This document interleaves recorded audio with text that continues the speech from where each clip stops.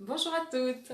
Dans cette vidéo, je vais vous parler d'orgasme dit clitoridien et d'orgasme dit vaginal. C'est une question qui a été posée sur le groupe vers une féminité en conscience et en connaissance, qui est un groupe fermé.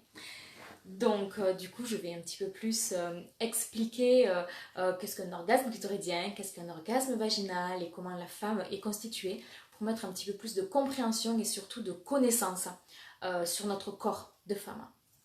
Alors avant tout, je vais vous présenter, je ne sais pas si on le voit bien, comme ça, donc cet organe, qui est en fait un clitoris 3D, en dimension réelle et au repos.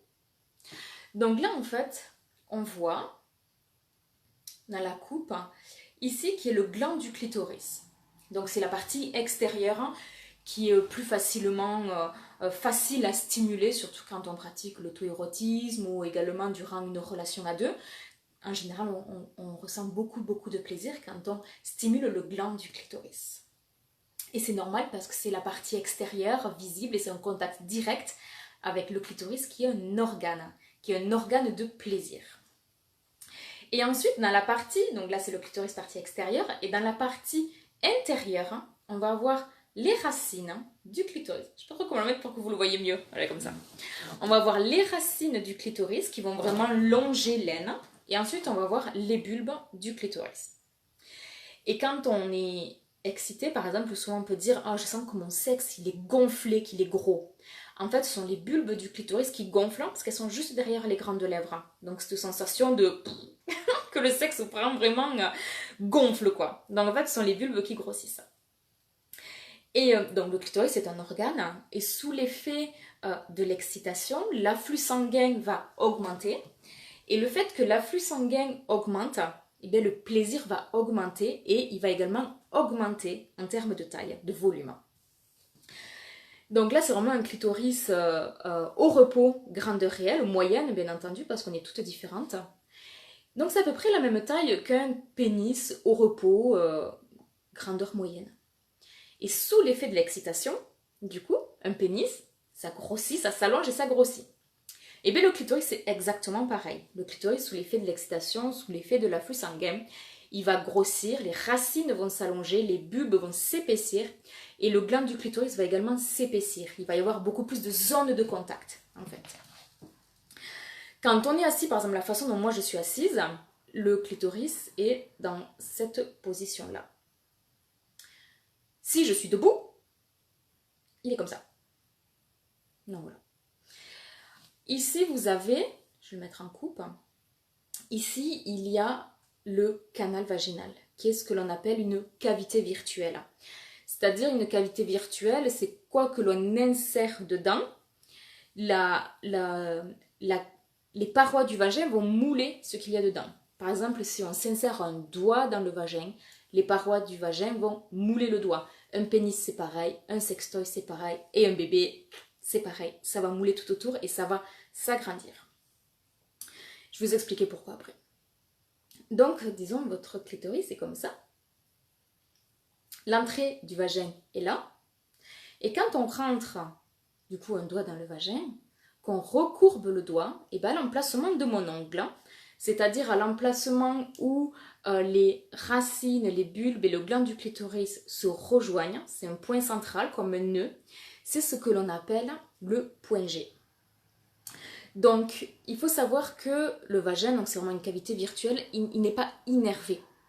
Sinon, quand on aurait les règles, on serait en permanence excité. Voilà, donc il n'y a pas vraiment de nerfs, en tout cas de capteurs de plaisir dans le vagin. Les capteurs de plaisir, c'est le clitoris.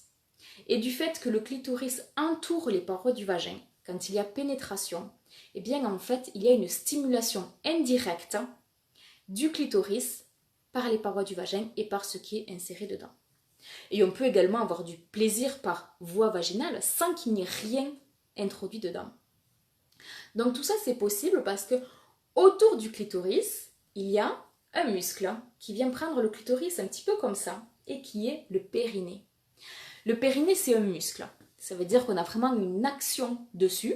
On peut l'étirer, on peut le muscler, on peut le détendre.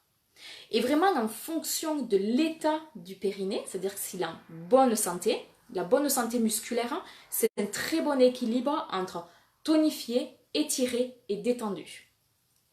Donc là, c'est vraiment, je l'explique pendant mes stages où je vous amène à l'expérimenter et je vous amène à le vivre. Parce que là, expliquer détente, étirement et tonification, vraiment juste en parlant, ça va être très compliqué. C'est vraiment quelque chose qui se vit dans le corps, qui s'expérimente. Et une fois qu'on le vit, qu'on le ressent, on capte en fait les différences et vraiment les bienfaits. Donc du coup, il y a le périnée qui est tout autour comme ça. Et si le périnée est en bonne santé, eh bien, il va avoir une bonne amplitude de mouvement. C'est-à-dire qu'il va se contracter, se détendre et s'étirer en permanence. Donc toute cette amplitude de mouvement qu'il va réussir à avoir permet en fait au clitoris d'être mobile entre le périnée et les parois du vagin. Ce qui fait que quoi qu'il en soit, un orgasme sera toujours d'origine clitoridienne. Soit par stimulation directe du gland du clitoris, soit par stimulation indirecte du clitoris grâce en fait à l'action du périnée et du vagin, ou alors quand le clitoris en fait est vraiment pris en sandwich entre les deux. Ensuite, on peut parler également d'orgasme du col de l'utérus, on va parler d'orgasme pendant le sommeil, on va parler d'orgasme anal. En fait, tout ça, c'est toujours le même processus. C'est toujours le clitoris qui délivre la jouissance, qui délivre l'orgasme, puisqu'en fait, c'est l'organe du plaisir chez la femme, et la voie d'accès est différente. Par exemple, on dit souvent qu'un orgasme vaginal est totalement différent d'un orgasme clitoridien. En fait, un orgasme vaginal, c'est un orgasme clitoridien, sauf que comme la source du plaisir, la source de stimulation est différente du gland du clitoris, et bien du coup le plaisir sera différent. Et surtout que quand on a du plaisir par voie vaginale, et bien ça fait comme caisse de résonance en fait dans toute la cavité vaginale qui procure un plaisir vraiment différent que quand on stimule uniquement le gland du clitoris. Et ça va être pareil pour les femmes qui ont des orgasmes par voie anale, par stimulation du col de l'utérus. C'est toujours pareil en fait. C'est du plaisir qui est procuré au clitoris, mais par voie différente, par voie d'accès différente, par intensité différente, etc., etc. Et après, on rajoute à cela la journée que l'on a eue, le stress, la détente, le cycle menstruel, puisqu'on n'a pas du tout le même plaisir en fonction des phases du cycle menstruel. Enfin, on inclut tout ça aussi dans une qualité et comment on vit notre vie au quotidien, au mois et aussi à l'année, puisqu'on n'est pas pareil en été comme en hiver, qui va bien sûr influencer sur le plaisir et sur l'orgasme et sur la jouissance. C'est pour ça qu'on n'a jamais deux orgasmes qui sont pareils, on n'a pas les mêmes pratiques, on peut parfois bien aimer des pratiques assez rapides, comme on peut aussi aimer des pratiques beaucoup plus longues et beaucoup plus sensuelles. C'est un peu comme je le compare à la gastronomie, c'est-à-dire des fois on a envie de manger un sandwich et des fois on a envie de manger un super resto gastronomique. Et bien c'est pareil dans la sexualité. Il y a des fois où on a très envie mais on n'a pas le temps, où on a envie d'un truc court et bref et intense, et des fois où on a vachement le temps et on a envie de prendre vraiment du plaisir dans le partage, dans la sensualité. Enfin voilà, ça dépend tellement des moments, des envies, de notre journée, de notre partenaire, de soi-même, que du coup chaque orgasme sera totalement différent en permanence. Donc si vous êtes intéressé pour participer à un des stages, donc le stage où vraiment j'explique tout ça, le lien entre plaisir vaginal, plaisir clitoridien et périnée surtout, c'est le stage qui s'appelle périnée sexualité ou périnée féminité. Ça dépend des fois, je mets deux noms différents. Et c'est stimuler les circuits du plaisir. Et là on voit vraiment par le corps, puisque là je vous amène la partie théorique, mais qui dure 10 minutes en fait. Mais ce qui est important dans ce stage-là, qui dure 2 heures, c'est la partie pratique, où je vous amène vraiment par le corps, par le mouvement, par l'éveil du bassin, à venir ressentir la différence au niveau du périnée, entre détente, tonification et étirement. Et c'est cet état-là du périnée qui va faire que l'on va ressentir plus ou moins des orgasmes intenses, que l'on va venir vraiment stimuler le clitoris ou pas.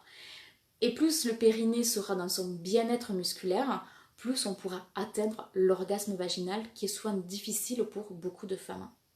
Et en fait, tout ça, c'est physiologique. Et du moment qu'on comprend la physiologie, qu'on comprend ces mouvements et ce mécanisme archaïque que l'on a dans notre corps, puisque la jouissance, elle est naturelle et on y a tout accès, puisque faut pas oublier que la sexualité, c'est une des fonctions primitive et essentielle du corps, puisqu'on est voué à se reproduire sur Terre. Donc pour se reproduire, on a du plaisir, et on a du plaisir quand on a l'orgasme, on a de l'orgasme pendant la sexualité.